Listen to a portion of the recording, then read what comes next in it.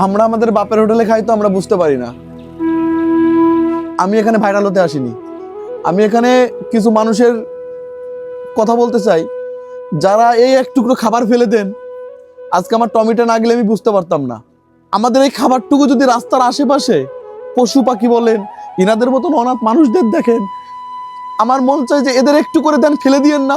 আপনাদের অপচয়ের খাবারটা অনেক মূল্যবান, এটা একটা মানুষের পেট চলবে।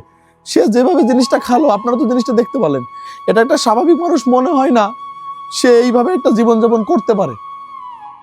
আপনাদের কাছে একটাই বিনীত রিকোয়েস্ট, আমাদের কোনো আবদার নেই, আপনাদের বাড়ির পাশ থেকে ঘর থেকে বেরোয় দেখেন কত মানুষ না খেয়ে আছে, তাদের জন্য সিম্পল একটু খাবার দিন। একটু খাবার, এটা আপনাদের ফেলানো খাবার হলেও দিন, একটা পরিষ্কার জিনিসের দিন, একটা পেপার কাগজে দিন।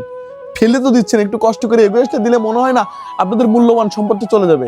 এটা আপনার এখানে কেউ কোনো লস প্রজেক্ট হবে না, একদিন উপরে যে আপনাদের হিসেবটা দিতে হবে। এই জন্য আমি আমার যতটুকু কর্তব্য বা যতটুকু দায়িত্ব সামাজিক দৃষ্টিতে থেকে আমি ততটুকু করলাম। এবং আমি এখানে বারবার বলছি আমি ভাইরাল হতে আসিনি, আমি মানুষের যতটুকু পারি আমি ততটুকু করতে এসেছি। তা আমার ধারা যতটুকু সম্ভব ততটুকু আমি করব। ভালো থাকবেন সবাই। আর আপনাদের কাছে অনেকটাই অনুরোধ, সেটা হচ্ছে যে ইনাদের মতন মানুষদের একটু সাহায্য করবেন, ব্যাস আর কোনো কিছু না, এটা আমরা দেখতে পারি না।